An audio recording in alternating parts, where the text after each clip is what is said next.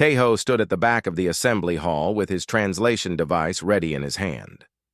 The room was large and cold, built for species who did not feel temperature the way humans did. He had learned to wear extra layers under his uniform, but the chill still found its way into his bones after a few hours. The coalition vessel Harmony's Edge carried delegates from 12 different species, all united against the Vorn Collective. United was perhaps too strong a word. They argued more than they agreed. They trusted each other only slightly more than they trusted their enemy, but they stayed at the same table, and Tejo supposed that counted for something. Today's meeting was between the Krath and the Sylvan delegations. The Krath were tall and broad, with thick gray skin and faces that looked like they were carved from stone. They were warriors above all else. Their society valued combat, strength, and the scars that proved both. The Sylvan were the opposite in almost every way. They were thin and pale, with large dark eyes that seemed to notice everything and trust nothing. They preferred diplomacy, trade, and avoiding conflict whenever possible. Tejo's job was to translate not just words, but meaning. The Krath spoke in direct statements that sounded like threats to Sylvan ears. The Sylvan spoke in careful suggestions that sounded like weakness to Krath ears. He had to find the middle ground and help both sides hear what the other actually meant. Commander Dren led the Krath delegation. He was old for his kind, with a face full of ritual scars that told the story of 100 victories. He spoke with the confidence of someone who had never been proven wrong. Beside him sat 2 advisors, and behind him stood 4 guards. Tejo noticed one of the guards immediately. She was female, which was notable because Krath females were typically the strongest warriors in their society. But what caught his attention was her appearance.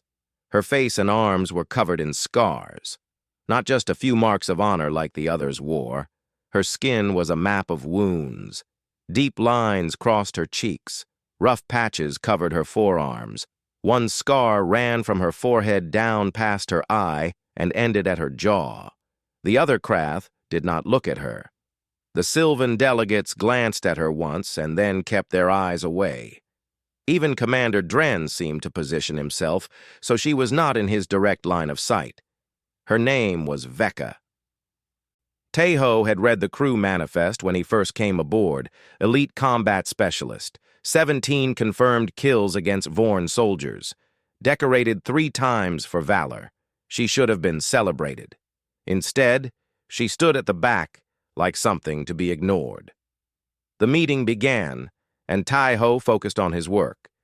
The Krath wanted to launch an immediate strike against a Vorn supply station. The Sylvan wanted to wait for more intelligence. Commander Dren called the delay cowardice.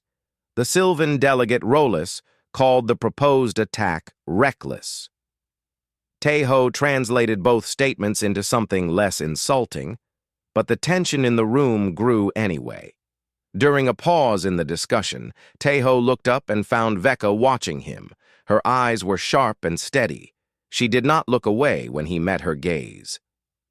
Most species avoided eye contact with humans.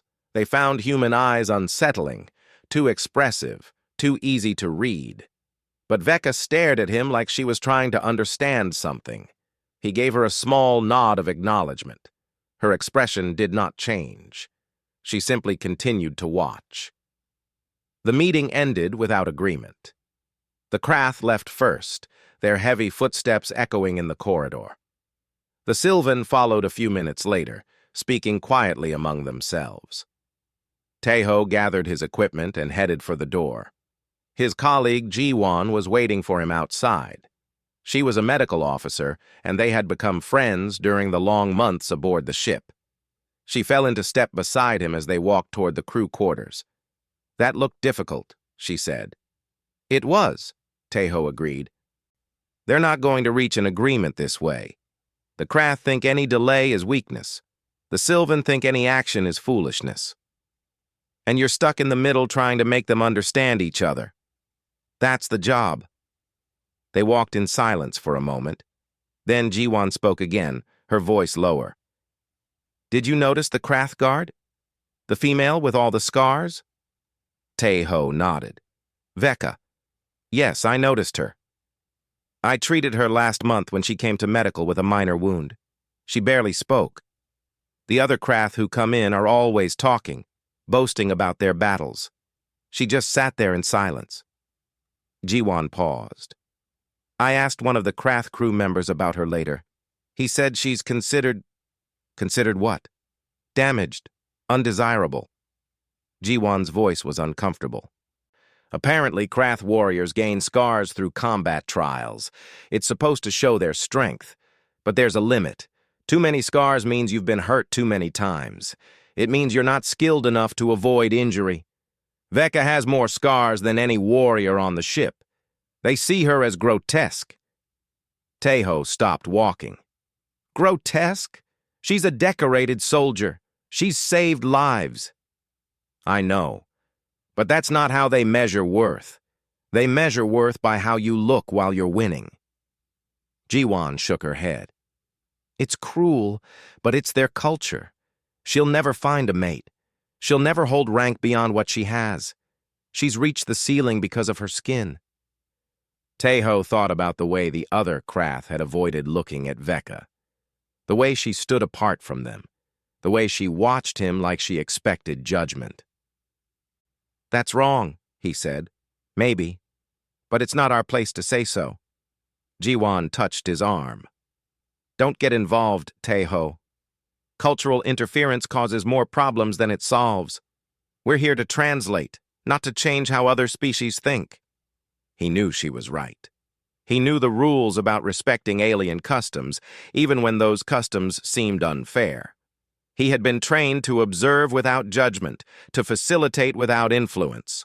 But he also knew what it felt like to be looked at and found lacking. Every human who worked among alien species knew that feeling. Humans were new to the galactic community. They were considered primitive, emotional, fragile. They had no natural weapons, no armor, no special abilities. Most aliens tolerated humans at best. Many dismissed them as irrelevant. Tae-ho had spent years proving himself useful. Proving that humans had value even if that value looked different from what other species expected. He had learned that worth was not always obvious. Sometimes you had to look deeper to find it. He thought about Veka standing alone at the back of the room. He thought about her eyes watching him, waiting for the disgust that everyone else showed her. He had not felt disgust. He had felt curiosity. He had wondered what story her scars told. I hear you, he said to Jiwon. I'll be careful. But even as he said it, he knew something had shifted. He had seen Veka watching him and he had not looked away. That meant something to the Krath.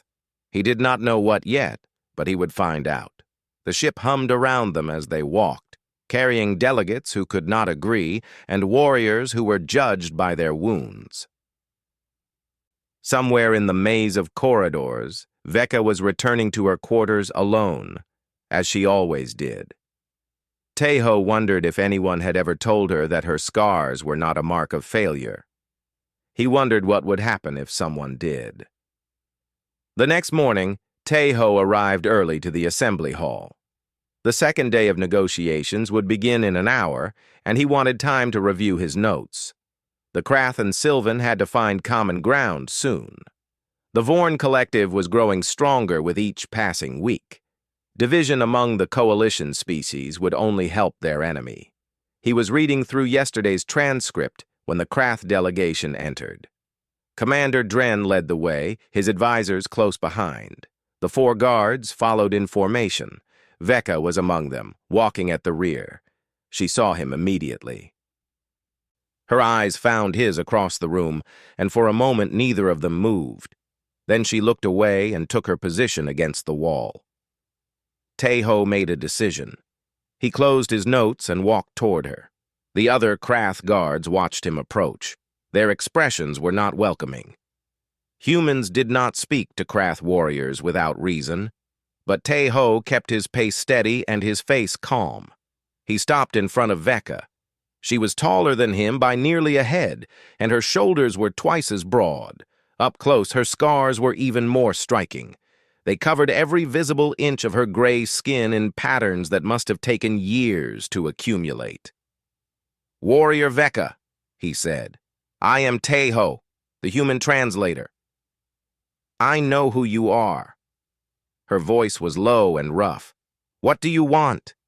He could feel the other guards staring at them. He could see Commander Dren glancing over from across the room. He knew he should probably walk away and let things be. Instead, he pointed at a scar on her forearm. It was different from the others. The lines curved in a pattern that looked almost deliberate, like writing in a language he could not read. "That scar," he said.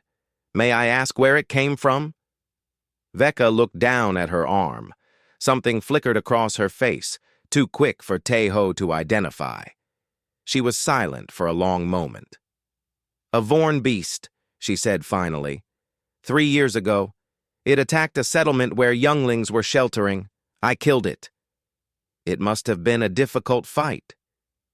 "It was." She paused. "The beast had claws like blades.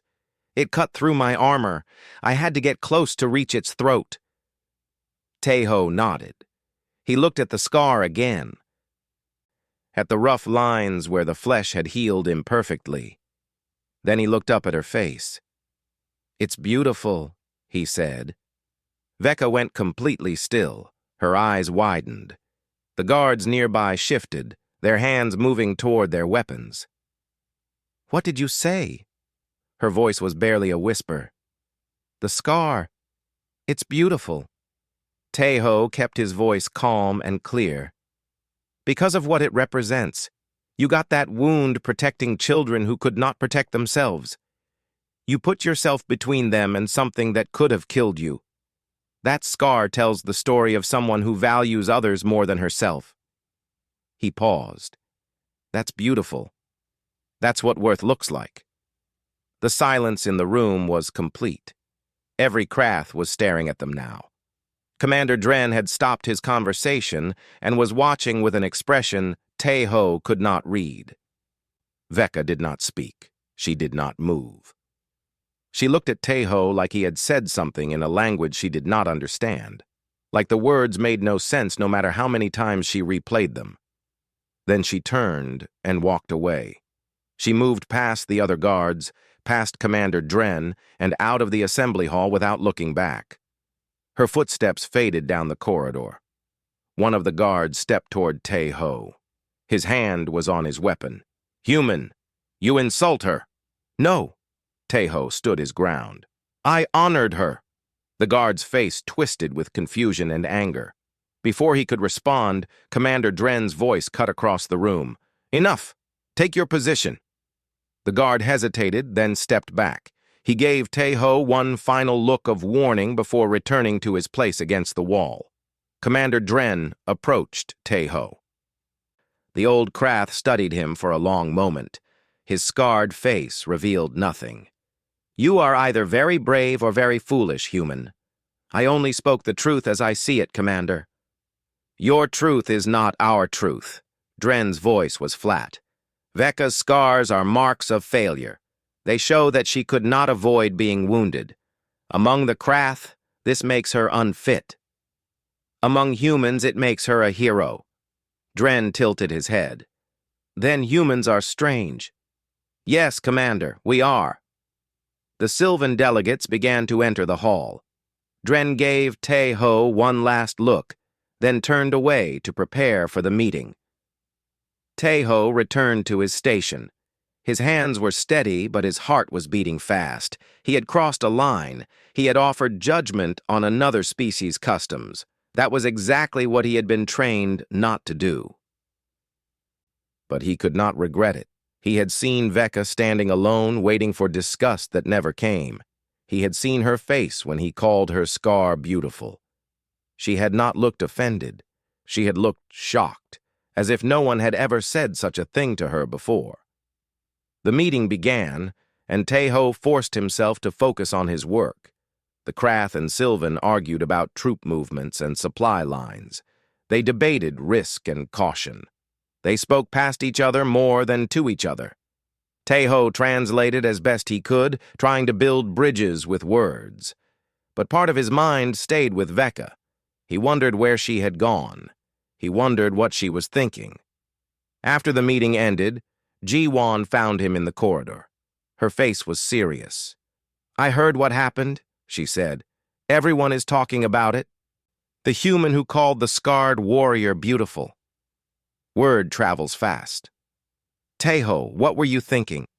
The Krath could take that as an insult. They could demand your removal from the ship." "They could," he admitted, "but I don't think they will."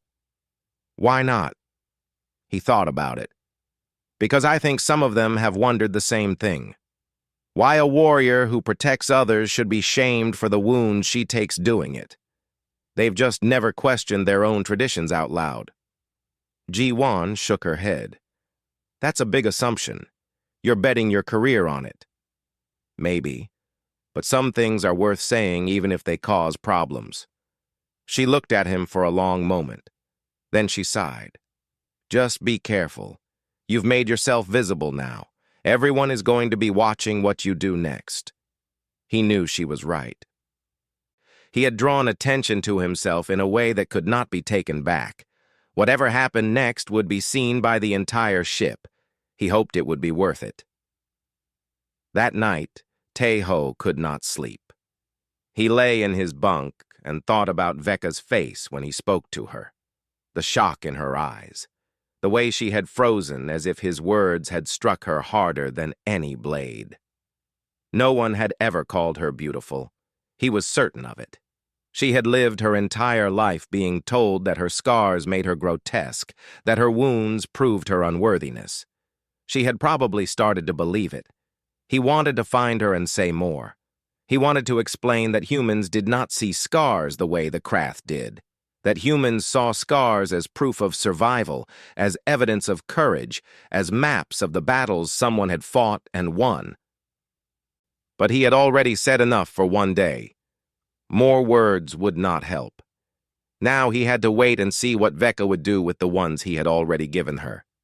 He closed his eyes and tried to rest.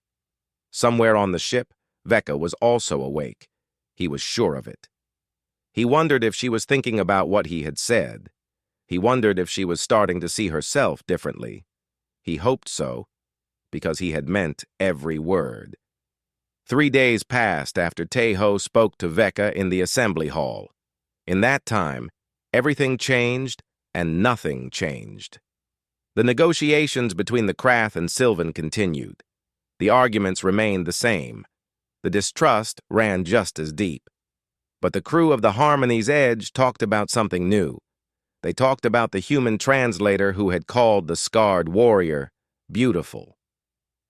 Taeho heard the whispers wherever he went, in the mess hall, in the corridors, in the lift that carried crew between decks.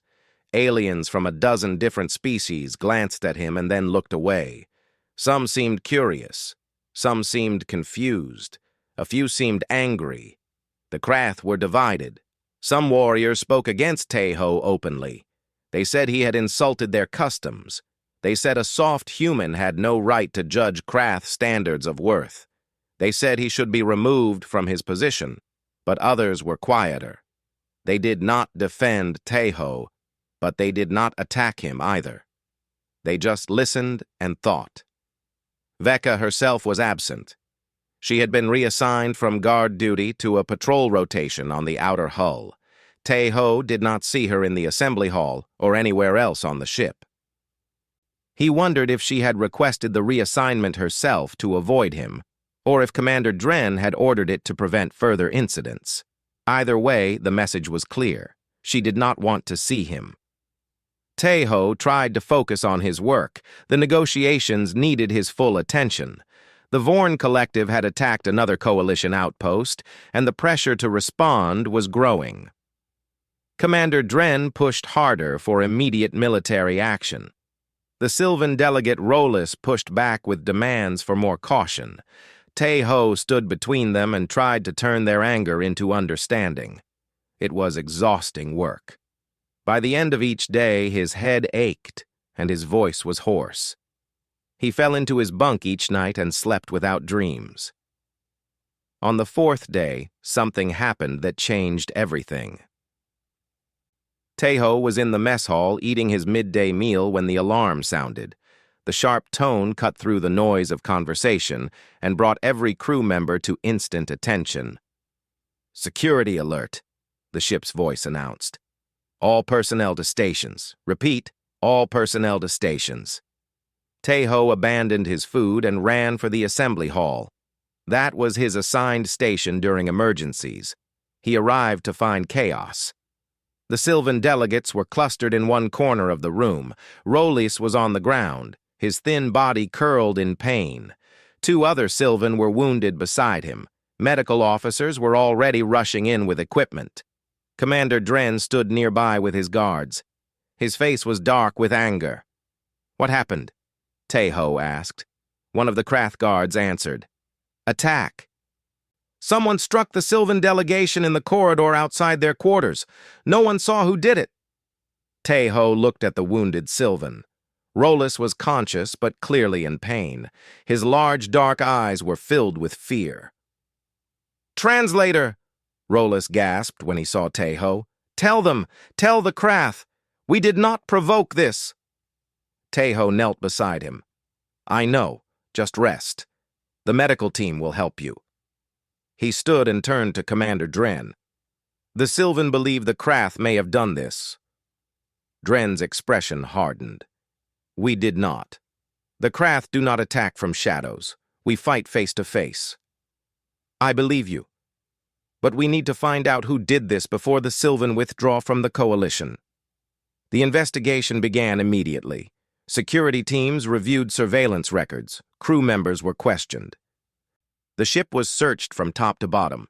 Tejo worked through the night, translating statements and helping coordinate between species. The tension on the ship was unbearable. The Sylvan refused to leave their quarters.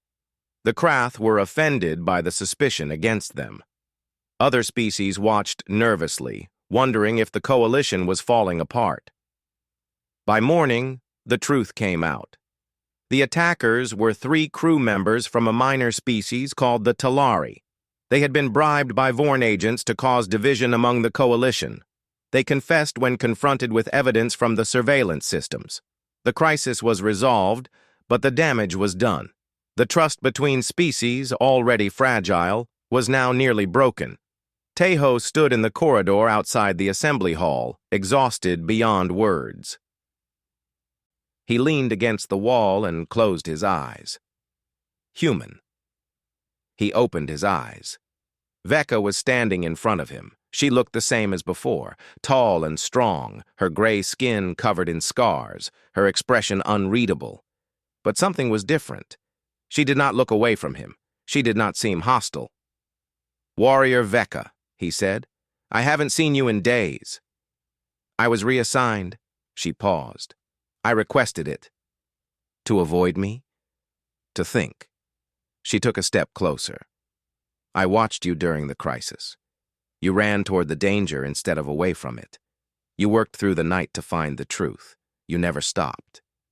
Tejo shrugged. "That's my job." "No. Your job is to translate words. What you did was more than that." She studied him. "You have no claws, no armor, no weapons. But you stayed and helped while others hid. I did what needed to be done. Anyone would have done the same." "No," Veka said. "They would not. I have served in the coalition for 6 years. I have seen how most species react to danger. They protect themselves first. They wait for others to take risks." She paused. "But you did not. I want to understand why." Tejo thought about his answer. "Humans are social creatures. We survive by helping each other. When someone is in danger, our instinct is to help them even if it puts us at risk. It's how we're built." "That seems like weakness." "Some species think so, but it's kept us alive for a long time." He met her eyes. "We don't have strength like the Krath. We don't have technology like the Sylvan. All we have is each other. So we learn to protect each other, because that's the only way we survive." Veka was silent for a long moment. Then she spoke again, her voice quieter than before. What you said to me, about my scar, about it being beautiful. Yes? I have thought about it every day since.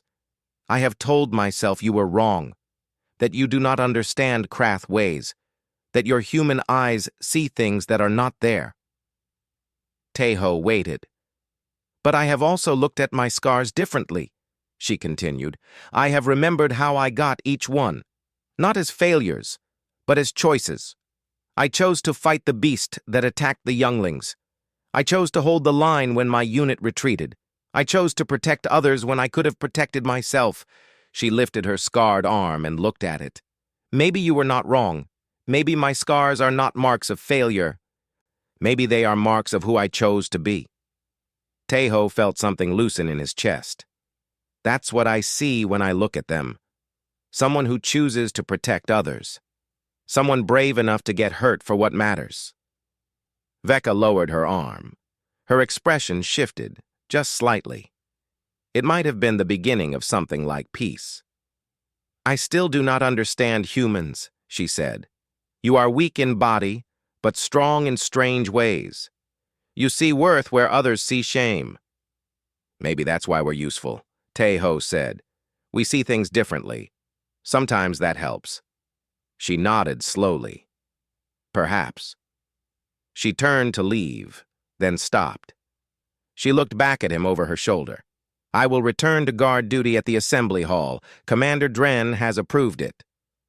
I'm glad. Do not make me regret it. Human. She walked away down the corridor, her footsteps steady and strong. Teho watched her go. Something had changed between them. He did not know what it would lead to, but he knew it mattered. The coalition was wounded. Trust was broken. The Vorn threat was growing. But somewhere in the middle of all that damage, something small and new had started to grow. It was a beginning. That was enough for now. The observation deck was empty when Teho arrived. He came here often during the night cycle, when most of the crew was sleeping and the ship was quiet. The large window showed the stars spread out in all directions, bright points of light against the endless dark. It helped him think. He had been on the Harmony's edge for 8 months now, 8 months of translating arguments between species who did not trust each other. 8 months of trying to build bridges with words. Some days it felt like progress. Most days it felt like pushing a boulder up a hill. The attack on the Sylvan delegates had made everything worse. Even though the Talari traitors had been caught, the damage remained. The Sylvan were afraid. The Krath were offended. Every conversation in the assembly hall was more tense than before, and the Vorn collective was still out there, growing stronger while the coalition fell apart from within. Teho stared at the stars and wondered if any of it mattered. Maybe the coalition was doomed to fail. Maybe the differences between species were too great to overcome. Maybe he was wasting his time trying to make them understand each other. He heard footsteps behind him, heavy and steady. He knew who it was before he turned around. Veka walked across the deck and stopped beside him. She looked out at the stars, her scarred face lit by their distant glow. I thought I would find you here, she said, the human who watches stars when he should be sleeping. I like the quiet. It helps me think. What do you think about? Whether any of this matters, whether the coalition can survive? Veka was silent for a moment. Then she spoke, her voice flat. You are a fool if you doubt it. Am I? The Krath and Sylvan can barely sit in the same room. The other species are ready to run at the first sign of real trouble. We're supposed to fight the Vorn together, but we can't even agree on what to eat for dinner. Then you will make them agree. He looked at her. How? I do not know. That is your job, translator. You find the words. She paused. But I know that giving up helps no one. It only makes you weak. Teho almost laughed. You sound like my grandmother. Your grandmother was Krath? No, human, very human. But she had the same attitude. Never quit, Never stop fighting. Keep going even when it seems hopeless. She sounds like a warrior. She was. In her own way. Teho turned back to the window. She raised me after my parents died. She worked 3 jobs to keep us fed. She never complained. She used to say that life would always try to break you and the only thing you could control was whether you let it. He touched the window, feeling the cold glass under his fingers. She had scars, too, burns on her hands and arms. She got them pulling children out of a burning building when she was young. The other adults ran away, but she went in. She saved 4 kids before the roof collapsed and trapped her. She survived. Barely. The burns never healed right. Her hands were always stiff after that, but she never hid them. She said they reminded her of the day she found out what she was made of. Vecca turned to face him. Her expression was intense. You said my scars were beautiful because of what they represent. This is what you meant. Your grandmother's burns. Yes. Where I come from, scars like hers are marks of honor. They show that you put yourself in danger to save others. That's the highest thing a human can do. But you said I was beautiful. Not your grandmother. Teho met her eyes. I meant both. Anyone who carries scars from protecting others is beautiful to me. It doesn't matter what species they are. Vecca was quiet. She looked at her own hands, at the scars that covered her gray skin. Among the Krath, females compete for mates through combat displays, she said. We fight each other to show our strength and skill. The winners are celebrated. The losers are forgotten. And those who gain too many scars, she stopped. They're considered unworthy, Teho finished. Yes, because scars mean you were hit. It means your enemy was skilled enough to wound you. Too many scars mean you are too slow, too weak, too clumsy to avoid injury. Her voice was bitter. I have more scars than any female on this ship. Not because I lost fights. Because I took fights that no one else would take. Because I protected people who could not protect themselves. Like the younglings and the beast. Like many others. I have stood between the weak and the strong my whole life. And each time, I was wounded. Each time I gained another scar. And each time, my people looked at me with more disgust. She raised her head and stared out at the stars. I am the strongest warrior on this ship. I have killed more enemies than anyone else in my unit. But no Krath male will bond with me. No commander will promote me. I am trapped in this body that shows everyone how many times I chose to sacrifice myself. Teho felt anger rise in his chest. Not at Vecca. At the system that had broken her down for doing the right thing. Your people are wrong, he said. Perhaps. But it is the only world I know. Then change it. She looked at him sharply. You think it is so easy? To change traditions that are older than your entire species? No. I think it's the hardest thing anyone can do. But I also think it's necessary. He stepped closer to her. Vecca, your scars prove that you're the best of your people, not the worst. You chose to protect others when you could have protected yourself. That takes more courage than winning any combat display. That's real strength. Strength that no one sees. I see it. And if I can see it, others can too. He paused. Maybe that's why humans are useful. We see things differently. We look at scars and see stories of courage instead of marks of failure. Maybe the galaxy needs that perspective. Vecca studied him for a long moment. Her scarred face was impossible to read. Then slowly, something shifted in her expression. The hardness softened. The walls came down, just a little. You truly believe this, she said. You are not just saying words to make me feel better. I don't say things I don't mean, especially not to warriors who could break me in half. The corner of her mouth twitched. It might have been a smile. You are strange, human. So I've been told. She turned back to the window. They stood in silence for a while, watching the stars. The ship hummed around them. carrying them through space toward a war they might not win. Finally, Vecca spoke again. Among my people there is a word, Kashar. It means one who shields others. It was once an honored title, but it has fallen out of use. Warriors today seek glory for themselves, not protection for others. What happened to the Kashars? They gained too many scars. They were judged unworthy. She paused. I think perhaps I am a Kashar. I did not know it until you spoke to me. But now I think that is what I have always been. Teho nodded. Then be proud of it. Be the Kashar that reminds your people what the word used to mean. She looked at him. Her eyes were steady and clear. I will try, she said. For myself, and perhaps for others who have been judged as I was. That's all anyone can do. She straightened and turned to leave.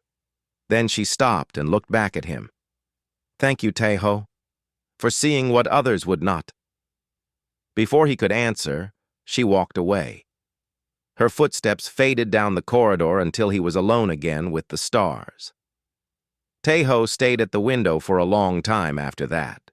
He thought about Vecca and her scars. He thought about his grandmother and her burns. He thought about all the people across the galaxy who had been judged for the marks they carried. Maybe the coalition could not be saved. Maybe the differences between species were too great. But maybe, if enough people started seeing things differently, it could. It was a small hope, but it was enough to keep him going. He would find the words, he would build the bridges, and maybe, just maybe, he would help others see the beauty that he saw. Teho was in his quarters reviewing translation notes when the ship shook hard enough to throw him from his chair. The lights flickered. The alarm began to scream. Hull breach in medical bay, the ship announced. All hands to emergency stations. Enemy boarding imminent. Teho's blood went cold. Jiwan was in the medical bay. She had the night shift. He ran. The corridors were chaos. Crew members rushed in all directions, some heading to their stations, others fleeing from the breach. Smoke filled the air from damaged systems. The ship shook again as another blast hit somewhere above. Teho pushed through the crowd, moving against the flow of bodies. Everyone was running away from the medical bay. He was the only one running toward it. He reached the section outside medical and found the blast doors sealed. Red warning lights flashed above them. Through the small window, he could see smoke and fire. Override, he shouted at the control panel. Medical emergency, let me through. The panel beeped. Access denied, section compromised, evacuation in progress. There are people trapped in there. Access denied. Teho slammed his hand against the panel. It did nothing. He looked through the window again and saw movement in the smoke. Bodies on the ground, people trying to crawl toward the door. He was not going to let them die. He found a manual release lever on the wall and pulled it with all his strength. The blast doors groaned and opened just enough for him to squeeze through. The medical bay was destroyed. The outer wall had been torn open by a Vorn missile. Space was held back only by an emergency force field that flickered and sparked. Beds were overturned. Equipment was scattered everywhere. Small fires burned in the corners. Jiwan was on the ground near the far wall. She was conscious, but injured, her leg pinned under a fallen cabinet. 2 other medical staff lay nearby, unconscious. Teho! Jiwan gasped when she saw him. What are you doing? Get out of here! Not without you. He ran to her side and grabbed the cabinet. It was heavy, too heavy for him to lift alone. He braced himself and pulled anyway. The cabinet shifted. Jiwan screamed in pain. Stop, she said. You'll hurt yourself. Just go. I'm not leaving you. He adjusted his grip and pulled again. The cabinet moved another few inches. A sound came from the breach. Heavy footsteps, multiple sets. Teho looked up and saw Vorn soldiers climbing through the hole in the wall. They were tall and covered in dark armor. Their faces were hidden behind helmets. They carried weapons that glowed with charged energy. 3 of them, then 4, then 5. Taeho had no weapon, no armor, no combat training. He was a translator. He worked with words, not violence. But he was not going to run. He put himself between Ji-won and the Vorn soldiers. He raised his hands, not in surrender but in defiance. You want her? You go through me. The Vorn soldiers raised their weapons. Taeho prepared to die. Then Vecca came through the door. She moved like nothing Taeho had ever seen. She was fast and brutal, her body a weapon that cut through the Vorn soldiers like they were made of paper. She did not hesitate. She did not slow down. She struck and struck and struck until the first 3 soldiers were on the ground and not moving. The other 2 Vorn opened fire. Energy bolts tore through the air. Vecca dodged the first, took the second on her armored shoulder, and kept coming. She reached the 4th soldier and broke his weapon arm with 1 strike. The 5th tried to retreat. She grabbed him by the neck and threw him into the wall hard enough to crack his helmet. In seconds, it was over. 5 Vorn soldiers lay on the ground. Vecca stood among them, breathing hard. Her gray skin covered in new burns from the energy weapons. She turned to Taeho. Are you damaged? No, but Ji-won is trapped. Help me. Together, they lifted the cabinet. Ji-won screamed again as her leg came free, but she was alive. Taeho helped her up, supporting her weight on his shoulder. We need to get everyone out, he said. The force field won't hold much longer. Vecca nodded. She picked up one of the unconscious medical staff like they weighed nothing. Taeho helped Ji-won toward the door. Behind them, the force field flickered and sparked. Taeho, Ji-won said through gritted teeth. You should have run. You're not a soldier. You could have died. So could you. That's not the same thing. It's exactly the same thing. They reached the blast doors. More crew members had arrived, including other Krath warriors. Vecca handed off the unconscious staff and turned back. There is one more, she said. I will get them. The force field is failing, Taeho warned. Then I will be fast. She ran back into the medical bay. Taeho watched through the window as she lifted the last injured crew member and started toward the door. Behind her, the force field finally collapsed.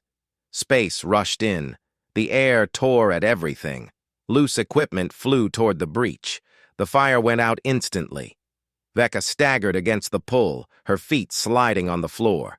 Taeho grabbed the manual release and pulled the blast doors open as wide as they would go. Vecca, now! She pushed forward, fighting against the vacuum that tried to pull her back. Each step was a battle. The injured crew member in her arms made it harder. She was not going to make it. Taeho stepped back into the medical bay. Taeho, no! Ji-won screamed behind him. He ignored her. He reached Vecca and grabbed the injured crew member, taking some of the weight. Together, they pushed toward the door. The vacuum tore at them. Taeho's lungs burned. His vision started to go dark. They fell through the blast doors. Other hands grabbed them and pulled them clear. The doors slammed shut behind them, sealing the breach. Taeho lay on the floor, gasping for air. His whole body ached. His ears rang. But he was alive. They were all alive. Vecca was beside him, also on the ground. Her armor was scorched. Her skin was burned in several places. A new wound on her arm bled freely. She looked at him.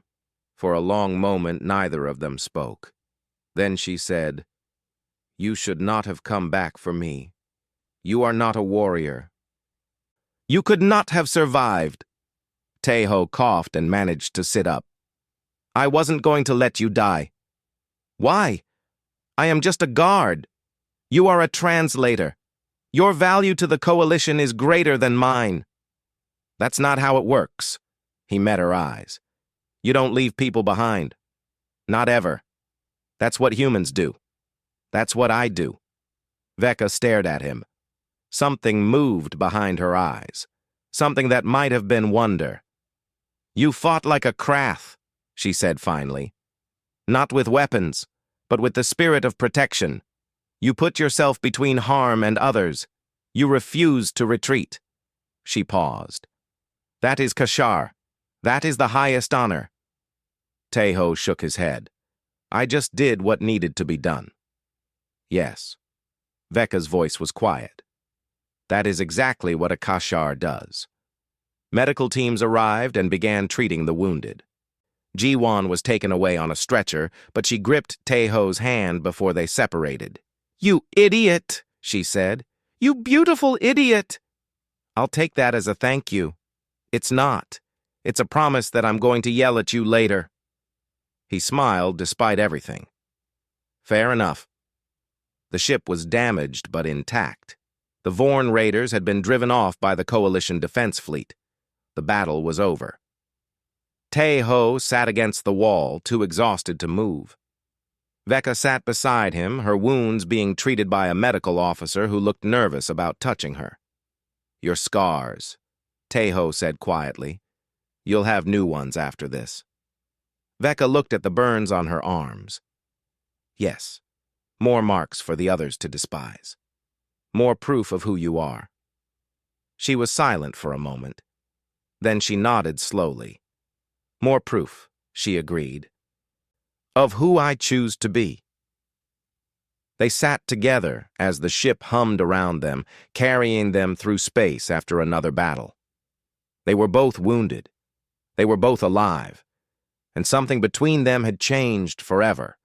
The human translator had run into a burning medical bay to save his colleague. He had faced down 5 Vorn soldiers with no weapon in his hands. He had gone back into the breach when the force field collapsed to help the Krath warrior escape. Some called him brave, some called him foolish, some called him both. But everyone was talking about it. Teho spent 2 days recovering in his quarters. His lungs were damaged from the exposure to vacuum, and the medical staff insisted on rest. He slept more than he had in months. When he was awake, he reviewed the status reports that came through on his personal display. The Harmony's Edge was badly damaged but functional. 17 crew members had been killed in the attack. 43 were wounded. The Vorn raiders had been destroyed, but everyone knew more would come. The Coalition was in danger of falling apart completely. The Sylvan were terrified after the attack. Several minor species were demanding to leave the fleet and return to their home systems. Even the Krath seemed uncertain. On the 3rd day, Teho returned to duty. Commander Dren had called an emergency session of the Coalition Council. Every species needed to be represented. Teho dragged himself to the assembly hall despite his exhaustion. The mood in the room was dark. The delegates sat in their usual places, but there was no energy in them. The Sylvan looked defeated. The smaller species looked ready to run. Even the Krath were quiet. Commander Dren stood at the center of the room. His scarred face was grim. The Vorn will return, he said. We damaged them, but we did not destroy them. They will come back with more ships, more soldiers, more weapons. And when they do, they will find us weaker than before. He looked around the room. Unless we stand together. The Sylvan delegate Rolus raised his thin hand. Commander, my people have suffered too much. We are diplomats, not warriors. Perhaps we would serve the Coalition better by returning home and supporting the war effort from there. Dren's expression hardened. You mean you would serve yourselves better by hiding while others fight? We are not fighters. We never claimed to be. Then learn. Dren's voice was harsh. The Vorn do not care if you are a fighter or not. They will kill you just the same. Rolus flinched. The room fell silent. Teho knew he had to do something. The Coalition was about to collapse. The words he had spent months building were being torn apart by fear. He stepped forward. May I speak, Commander? Dren looked at him. Something flickered in his eyes. After a moment, he nodded. Teho turned to face the room. He was just a human, a translator, a species that most of the galaxy considered primitive and weak. But he had something to say, and he would say it. 3 days ago, I ran into the medical bay when it was on fire. I faced enemy soldiers with no weapon. I went back into a vacuum breach to help someone escape. He paused. I am not a warrior. I have no claws, no armor, no combat training. By the standards of most species in this room, I am weak. He looked at the Sylvan delegation. But I did those things anyway. Not because I was strong enough to succeed. Because they needed to be done. Because people I cared about were in danger. Because I could not live with myself if I ran away while others died. He turned to the Krath. Among my people, we have a saying. Courage is not the absence of fear. It is the decision that something else is more important than fear. That is what humans believe. That is why we do the things we do. He faced the room again. The coalition is not failing because we are too weak. It is failing because we are too afraid. We look at each other and see differences. We see species we do not trust, customs we do not understand, values we do not share, and that fear is tearing us apart.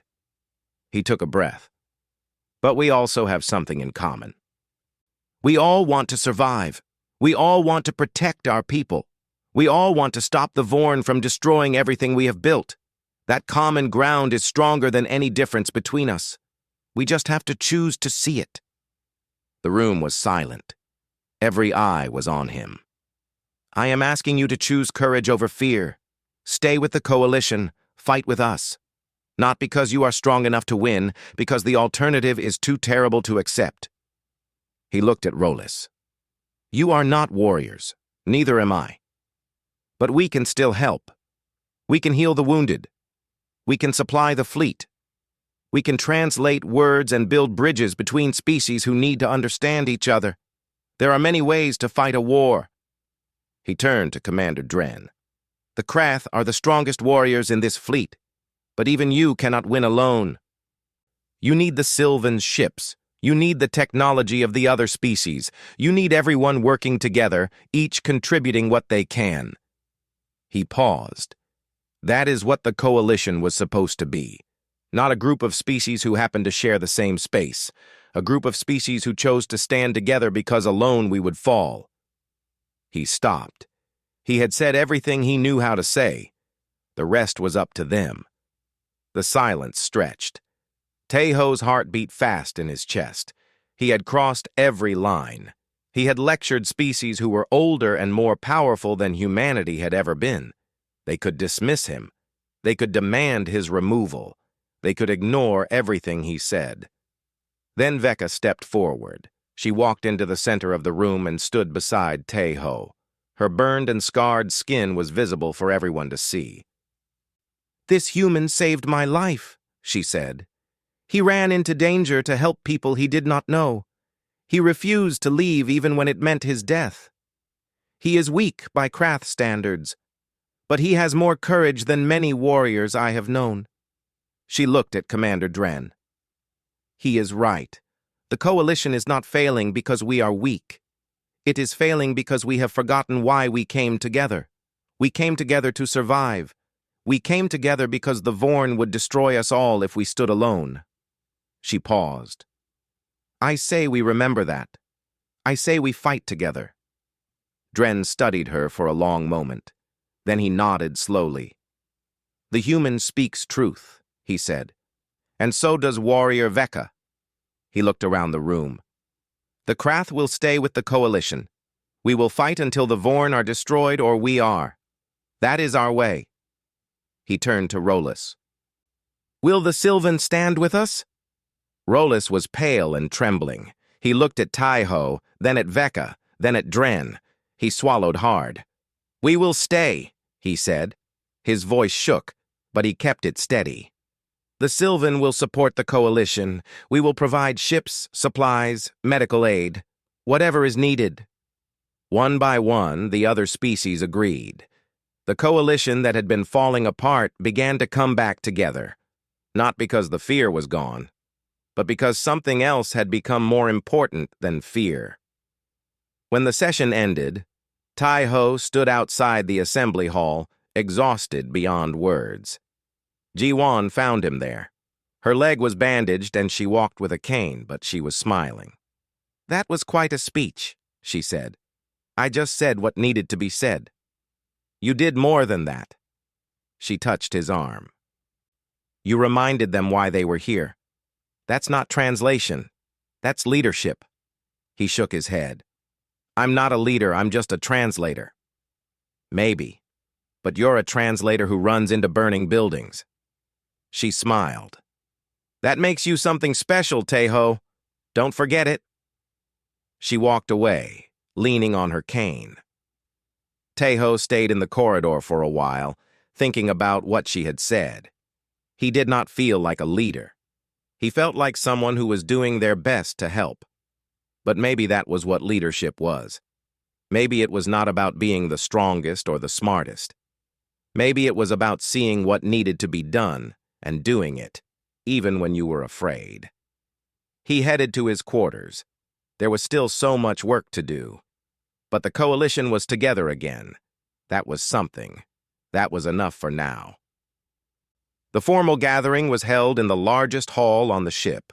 Representatives from every coalition species were present. The mood was cautious but hopeful. After weeks of fear and division, they had found common ground again. The joint defense pact between the Krath and Sylvan had been signed that morning. Other species had added their support throughout the day. The coalition was whole again.